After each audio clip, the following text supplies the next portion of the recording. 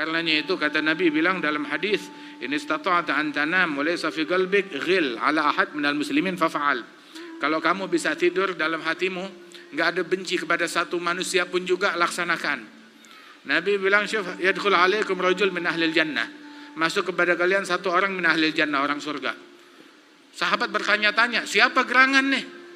Dipikir pembesar sahabat, senior sahabat, yang paling sepuh dari sahabat, yang paling kaya, yang paling dermawan. Gak tahu yang masuk orang biasa-biasa aja gak dikenal.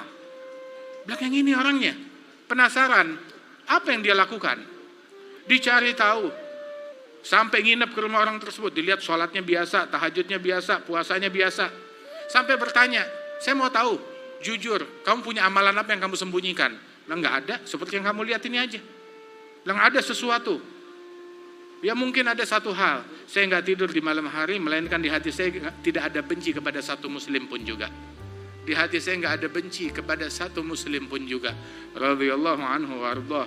Wa hakadha sifatnya para ulama wal auliya was salihin.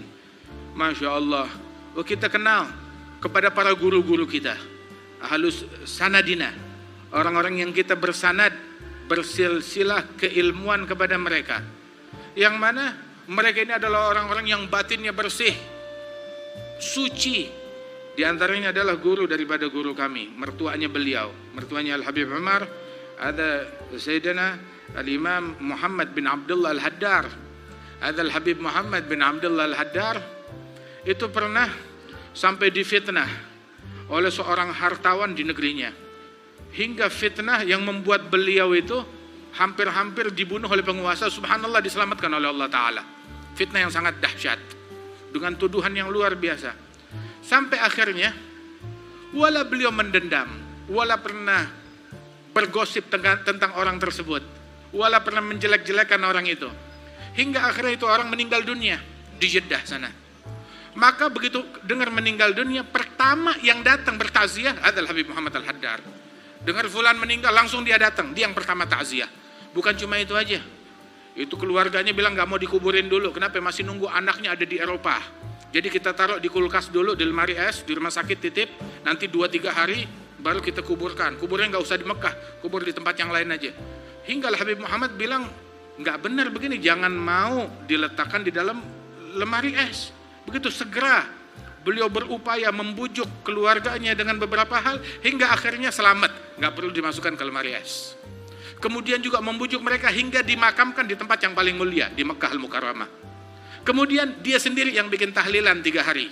Di rumahnya bikin tahlilan 3 hari, bikin khatam, ngundang orang. Untuk apa? Mentahlilkan siapa? Orang yang mengganggu beliau dengan gangguan yang dahsyat, yang hampir-hampir membuat beliau terbunuh oleh penguasa di masa itu, di Yaman sana. Wala di hatinya ada kebencian, wala kedengkian terhadap siapapun juga. Radhiyallahu anhu ardhah. Itu diceritakan satu kali beliau ceramah di Jeddah atau di Madinah.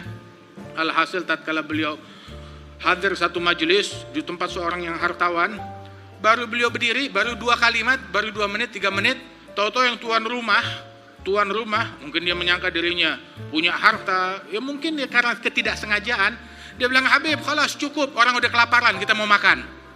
Oh, ini baru bicara 2 menit. Al-Habib Muhammad dengar itu, marhaba, ya khair, dia duduk. Sampai di situ ada Syekh Al-Habib Syihabuddin, Akhul Habib Abi Bakar Al-Masyhur. Itu beliau bilang, saya sumpah setahun saya nggak mau injak lagi ini rumah. Kenapa? Kurang ajar kepada gurunya saya. Nggak taunya minggu depan pengajian berikutnya, acara berikutnya, yang pertama datang Al-Habib Muhammad Al-Haddar. Beliau pertama datang, wala ada marahnya, wala ada tersinggungnya. Mukmin makin bersih hatinya, maka nggak sumbu pendek, nggak mudah dipancing amarahnya, nggak mudah diprovokasi. Kenapa? Dia punya akal, dia punya iman, dia punya kesucian hati. Radhiyallahu anhu arda. Makanya itu disebutkan oleh ulama, orang tuh ada yang cepat marah, tapi cepat juga menjadi baik lagi. Cepat marah, cepat memaafkan. Ada juga yang lambat marahnya, sulit dibikin marah, tapi juga sulit memaafkan. Ya, ribet juga. Yang cepat marah, cepat memaaf, walaupun cepat memaafkan, ribet.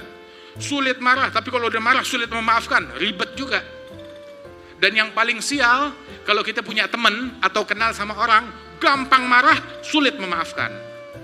Sebentar-bentar marah, kalau udah marah, udah sulit memaafkan. Itu ulama bilang, man kathura itabuh, galla ashabuh. Orang kalau banyak komplain, ya nggak punya temen. Tiap ketemu orang dikomplain, ngeluh, ente begini, ente begini, ente begini, ngeluh, nggak ada syukurnya, nggak ada syukurnya. Tiap ketemu orang dikomplain, entar komplain bajunya, entar komplain pakaiannya, entar komplain omongannya, entar komplain sikapnya, entar komplain ini dan itu, selalu penuh dengan komplain. Waliyadzubillah min dzalik.